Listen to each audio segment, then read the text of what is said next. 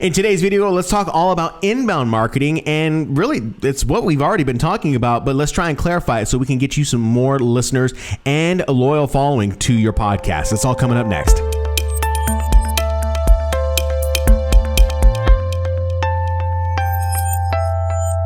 Hey there, podcaster. My name is Ashan Man, radio broadcaster, podcaster, and a podcast producer. And today's video is brought to you by my 6 Clever Ways to Monetize a Podcast ebook. The link for this ebook is down in the description below. If you're serious about monetizing your podcast, it's going to help you out immensely. I promise you this, all right? So go ahead and go check it out. So today we're talking all about inbound marketing for your podcast. And what exactly is inbound marketing? And this actually really is something that I've already been talking about in the first 3 videos of the series of these videos that I've been doing.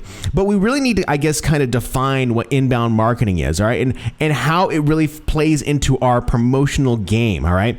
So inbound marketing really is a technique where you are drawing people into your universe by providing value with your content that is useful and helpful so that they will want to learn more. This is very different than outbound marketing where you're out there pushing people to come in and just try to listen to you. But instead, what you are doing as an inbound marketer is you're providing value, and that value allows people to say, ooh, I like what this guy has to say. Let me learn a little bit more. And they go in and they dive deeper into your content. And then eventually they say, well, wow, I love his content so much. What else does he have? And so they opt into an email list. And that's pretty much what my viewers here on YouTube and my subscribers on my email list have discovered. This is exactly what I am doing for my own benefit. So it's to help you guys out. So you have to think about this from the term of, or from the, I guess, the viewpoint of how are you serving your audience? What are you doing to help them out? I had someone reach out to me this last week, and we're going to talk about him probably in the next video or the next couple of videos, but he reached out to me and he said, you know, I really want to serve a particular audience, but I want to serve multiple audiences. What I will say to him is that you have to serve one particular audience. Be really good at one thing and focus on that one thing, because you will become the authority in that field, and that will allow people to come in and want to learn more about you. And of course, by you being the authority in that field and creating the content that will allow people to come into your universe, it's inbound marketing. It's that inbound marketing that is really going to be the game changer for you and your podcast. So let's talk about inbound marketing, and first, like, kind of define it even deeper. Okay, so we talk about inbound marketing as a way for people to come in, but we use social media for that. All right, we're promoting our content on social media with valuable information. All right, we're using our podcast with calls to action inside of the podcast, just as you see me do here on this YouTube channel. I talk about my 6 clever ways to monetize a podcast. Those are calls to action for people to go in and get in a part of my universe, or get the essential equipment guide that I talk about for brand new podcasters. Those are all calls to action that I'm asking you, the viewer, to go and check out so that you can become a part of my universe, so that I can drive you to my ultimate goal. All right. Now, you can also use something called search engine optimization. This is a big thing that podcasters are missing out on completely. A few months back, well, I wouldn't even say a few months back, maybe about a year ago, I was at the GoDaddy offices in Scottsdale, Arizona, and one of their search engine people came up to me and he said, you know, why don't podcasters use their blog to transcribe their podcast and use their blog to put all that text up onto their blog so that Google can search it? Like, it's just a no-brainer to me that they can get a ton of traffic. And I told him, I don't know why podcasters are doing that. And I understand that podcasters just find it frustrating. It just seems like a lot of work. Maybe they just don't know what they should be putting on that blog. Well, I'm here to tell you what to put on your blog. If you can, transcribe your entire podcast and put that up on your website. If that's going to cost you too much, what I'm going to recommend to you, and I think I mentioned this in a previous video, that you just get Google Voice Type. In fact, what I do on my phone is I have an iPhone, and I use Google Keyboard on here. It's, I think, called Gboard. And all it allows me to do is it allows me to voice type on the actual phone itself. So I open up a Google Doc, and then I will summarize in a Google Doc by using the voice typing and type out like 600 to 700 words. And that is really just my blog post. That's enough density for the Google bot to come in and search and crawl your site. Now, what the Google bot does is that it allows the search engine to create your site as an authority site.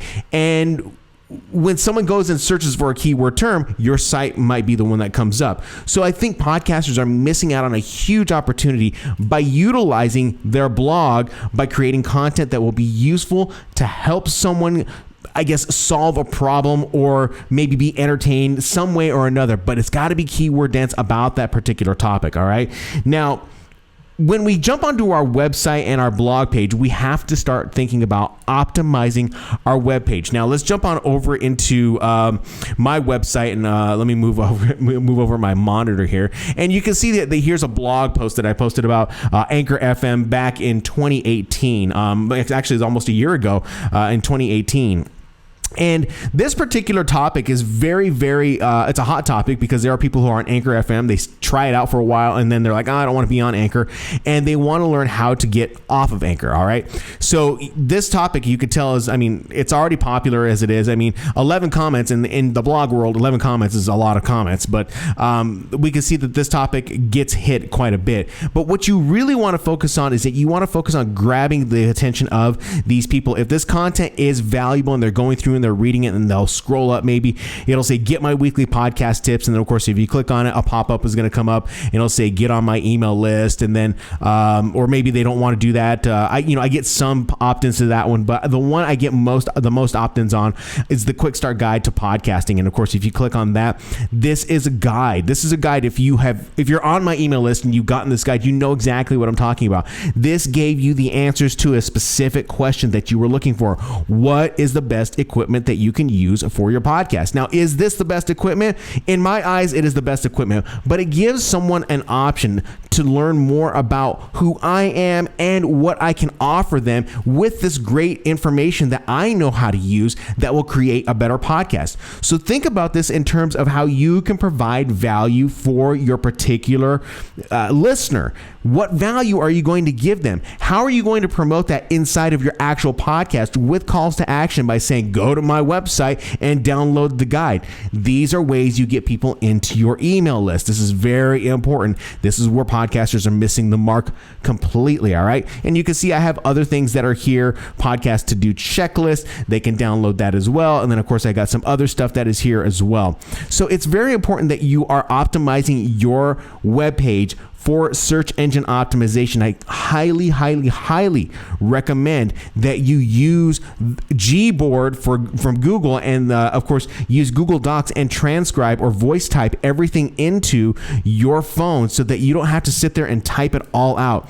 You know your topic better than anyone else, so it should be pretty easy for you to go in and do voice typing on your phone if you don't have that much time. I don't have that much time and I use it consistently. I probably used it on this particular video show notes as well. So it's going to be of huge benefit for you. Now, last topic we're going to talk about is email marketing. What do you do when you get them on your email list? So now we have them on our email list and we're going to start continuing to create content. So we go in and we create another podcast. Now, this podcast is available for download on iTunes. How do you get traffic to it? Well, you just don't rely on iTunes. What you have to rely on is driving traffic back to it. That's where an email list comes into play. You're going to want to share out through email, whether you're using MailChimp, ActiveCampaign, Aweber, anything like that. You're going to drive traffic by sending an email out to your list by saying, check it out. I've got a brand new podcast that is featuring Joe Podcaster, and he talks an hour about, the benefits of podcasting for people who like cat food. I don't know. I'm just making this all up. All right. And you're going to drive traffic. The idea behind this is to drive traffic back to your website where the podcast is embedded. Then what you're going to do is you're going to promote it out on social media to drive traffic back to your website where you have a blog all about it, where your podcast is embedded, so that you can drive up the interest. In other words, interest, or you're driving up the authority of that particular web page so that it can show up higher in search for certain keyword terms. This is very, very key for you whenever you're providing a strategy for your podcast so you can get people to go to that particular podcast. And then, of course, inside of your podcast, you'll want to definitely promote maybe the previous week's podcast or the content that is on your website. Do everything you can to get people on your website and on your email list so that you can repeat that process again. You email content back out to them, and then, of course, you promote it all on social media. It's just a big circle, and you just keep doing that. Wash, rinse, and repeat. That's really all it is. It's very Simple, if you ask me. It seems like a lot, but once you figure out your rhythm, it's going to be a lot easier than you realize. If you like this video, go ahead and leave it a thumbs up, and of course, hit the subscribe button and the little bell button so you can get notified whenever I drop a brand new video on this channel for podcasters. And of course, leave a comment down in the section below and let me know, are you utilizing the strategies like this on your particular podcast, and why or why aren't you utilizing these strategies? I'd really love to hear your concerns all about it, because it will definitely help other podcasters in the community figure out what they need to do to promote their podcast. There's a video at the very end of this one right here that will probably promote the previous video, which is talking all about social media marketing, which is inbound marketing, and it'll definitely help you out as well. In the meantime, I'll see you on the next video. Take care.